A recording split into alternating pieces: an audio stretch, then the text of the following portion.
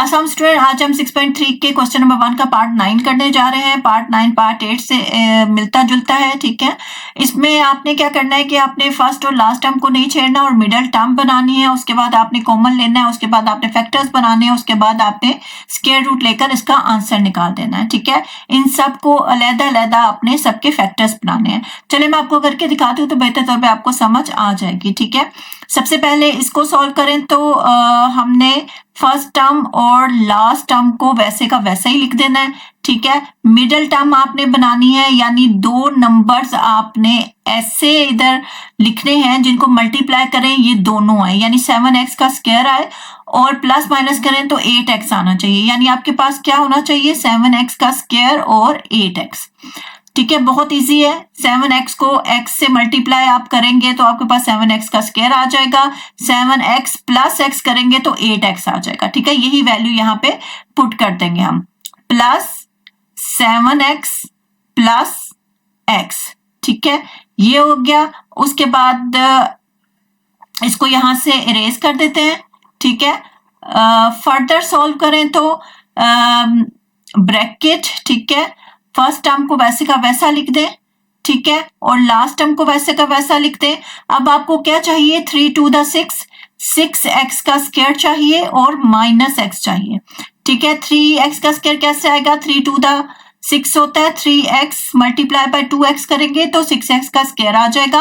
अगर मैं 3x minus 2x करूंगी तो मेरे पास x आएगा, माइनस x नहीं आएगा। माइनस x लाने के लिए मैं क्या करूंगी कि माइनस 3x प्लस 2x करेंगे, क्योंकि बड़ी रकम का साइन साथ आता है, इसलिए मैं 3x के साथ माइनस पुट कर दूंगी। तो मेरे पास यही वैल्यू यहाँ पे मैं पुट कर दूंगी, ठीक है। माइनस 3x प्लस 2x, ठीक है, प्लस 2x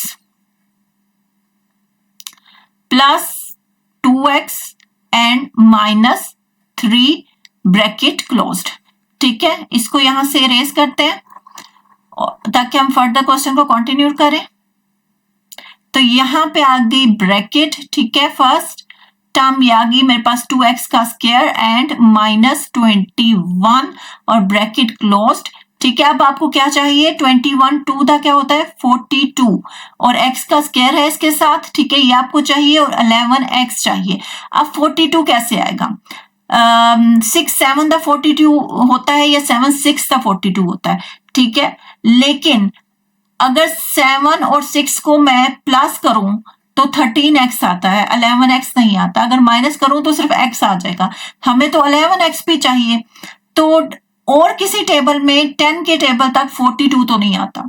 तो अगर 11 3 दा 11 4 दा 44 आ जाता है, उसमें भी नहीं आता। 12 3 दा नहीं, 42 नहीं आता। 13 के टेबल में मैं करूं तो 3 3 दा 9 एंड 3 1 नहीं, 39 नहीं आता। और अगर मैं 14 के टेबल को करती हूँ 3 से मल्टीप्लाई तो 4 3 दा 12 होता है, 1 आ जाएगा, 3 1 दा 3 एंड 1 4 42, ठीक है। तो इसका मतलब ये है कि 14 3 दा जो है हमारे पास 42 आ जाएगा और 14 में से अगर मैं 3 माइनस करूंगी तो मेरे पास 11x भी आ जाएगा, ठीक है। यानी मेरे पास 14x मल्टीप्लाई बाय 3x करूं तो 42x का स्क्वायर आता है। 14x माइनस 3x कर दूं तो मेरे पास 11x आ जाता है। इसका मतलब ये है कि यही वैल्यू यहाँ पे पुट होगी, ठीक है। तो यहाँ पे आ जाएगा प्लस 14x माइनस 3x, ठीक है, ये आ गया हमारे पास। इसको नीचे से इरेज कर दें, ठीक है। तो इसको फर्दर सॉल्व करें तो अब हमने क्या करना है कि इसमें से कॉमन लेना है। तो इन दोनों में से अगर आप कॉमन देखें तो x है और जिस चीज को कॉमन लेते हैं उसको हम डिवाइड करते हैं। ऊपर 2 है x, नीचे 1x है, डिवाइड करें तो 1x बचता है प्लस 7 वैसे का वैसा, x से कैंसिल हो जाएगा। यहाँ पे देखिए कुछ भी कॉमन नहीं है, जब कुछ भी कॉमन नहीं होता तो हम 1 कॉमन लेते हैं तो और अगली वैल्यू जो है वो वैसे की वैसे ही आ जाती है, ठीक है। ये आ गया हमारे पास। उसके बाद फर्दर हम सॉल्व करें तो, ठीक है, ये होगी ब्रैकेट, ठीक है, और इधर हम ब्रैकेट डालते हैं और इन दोनों में से कॉमन लें तो इन दोनों में से x कॉमन है, ठीक है, और 2 वैसे का वैसा ऊपर 2x है, नीचे 1x है, डिवाइड करेंगे तो 1x बचेगा, -3x x से कैंसिल। ठीक है, आगे देखें कुछ भी कॉमन नहीं है, 1 आ जाएगा, 2x -3 वैसे का वैसा। आगे नेक्स्ट सोल्व करें हम, तो हमारे पास इन दोनों में से देखें तो 2x कॉमन आता है। ठीक है, और 2x है, 1x से कैंसिल हो जाएगा। ठीक है, x बचेगा। ठीक है, प्लस और 2 7 दा 14 होता है तो 7 आ जाएगा और x x से कैंसिल हो जाएगा। ठीक है, आगे देखें तो -3 कॉमन आता है। ठीक है, और x वैसे का वैसा। ठीक है, ये माइनस इसका साइन चेंज करेगा तो प्लस आ जाएगा यहाँ पे। ठीक है, 3 7 दा 21 होता है, 21 को 3 से हम डिवाइड करें तो 7 आता है और ये ब्रैकेट क्लोज्ड। ठीक है, अब इसके फैक्टर्स बनेंगे, इन दोनों में से कॉमन ले तो x + 7 कॉमन आ जाएगा। ठीक है, और इसके साथ आप देखें कि x + 1 ये एक फैक्टर बन जाएगा। ठीक है, आगे हम देखें तो इसमें से 2x - 3 इसको कॉमन ले तो 2x - 3 आएगा यहाँ पे, और एक फैक्टर जो है x + 1 का बनेगा। ठीक है, नेक्स्ट देखें तो 2x - 3 और x + 7 इन दोनों में से कॉमन लें तो x + 7 आता है, तो x + 7 आ जाएगा और 2x - 3 आ जाएगा। अब इन सबको अब गौर से अगर देखें तो 2 टाइम्स हैं सब, तो 2 टाइम लिखने की बजाय हम इसे एक दफा ही लिख देंगे। ठीक है, यानी कि x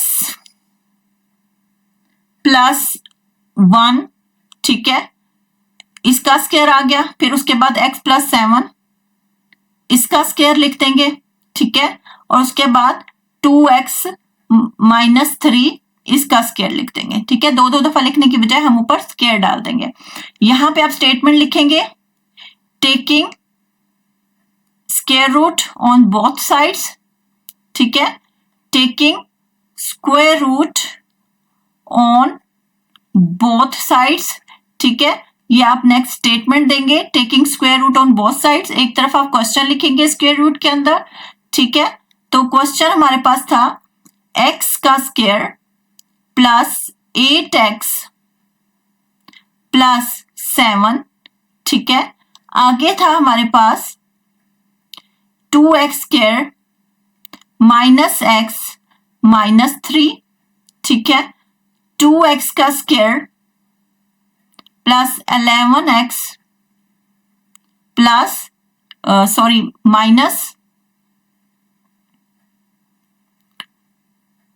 -11।